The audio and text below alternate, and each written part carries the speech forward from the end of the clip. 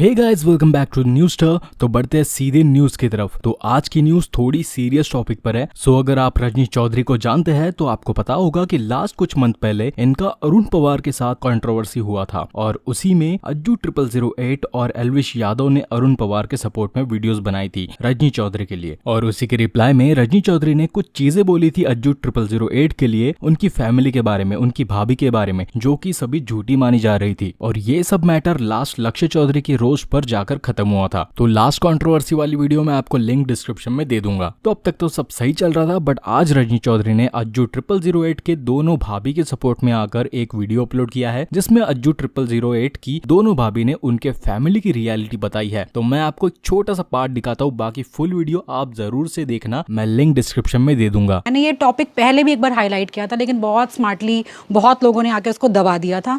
आज फिर उस टॉपिक को हाईलाइट करेंगे। उन लोगों को बेनकाब करने के लिए मैं आई हूँ। और मेरा नाम रीना है।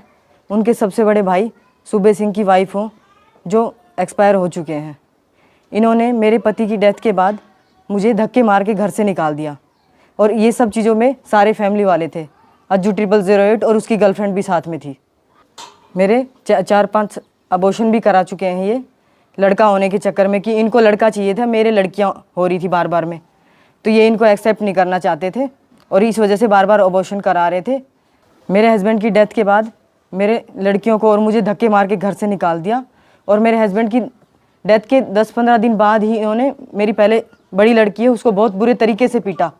और तब मैंने उनको कहा कि भाई मेरी लड़की को क्यों पीट रहे हो, तो उन्होंने मुझे भी पीटा फिर, और फिर कहा कि तू घर से निकल जा, तेरा कुछ नहीं है, तेरा पति खत्म हो चुका है, तेरा यहाँ पर कुछ नहीं रहा।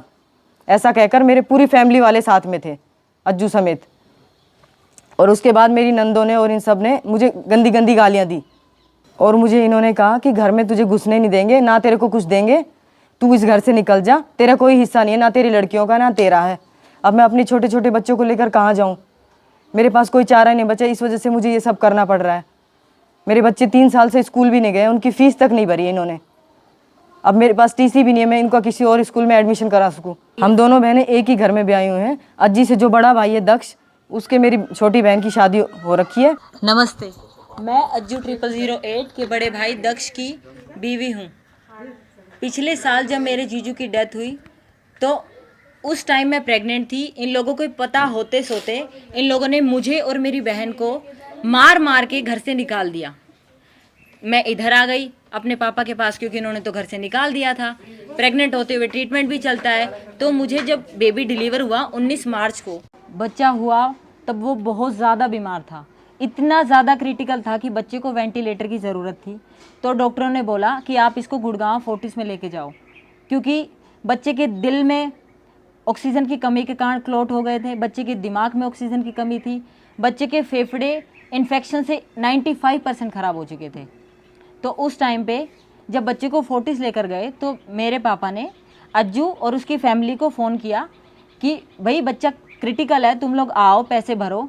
तो वो लोग बोलते हैं, वो पहले तो वो आ गए, उन्होंने सोचा ठीक है बच्चा थोड़ा बहुत बीमार होगा। उन्होंने आकर देखा, उन्होंने कुछ दिन 6-7 दिन का बिल दिया बच्चे को देखते हुए। तो उसके बाद उन लोगों ने, जब उनको पता चला, डॉक्टर ने बोला बच्चे का ट्रीटमेंट 1 साल तक चलेगा, क्योंकि बच्चा ज़्यादा क्रिटिकल था। तो उन लोगों ने बोला कि ये बच्चा अपंग, विकलांग, लूला, लंगड़ा, पता नहीं मेरे बच्चे को क्या क्या बोला, छोटे से बच्चे को। इन लोगों को तो छोटे से बच्चे पर भी दया नहीं आई मेरे बच्चे पर। अज्जू 0008 ने पता है क्या कहा मेरे बच्चे के बारे में, उसको देख के, कि इसके तो रबड़ के आते हैं, डॉक्टर इसका वेंटिलेटर से हवा भर रहे हैं तब ये बच्चा सांस ले रहा है।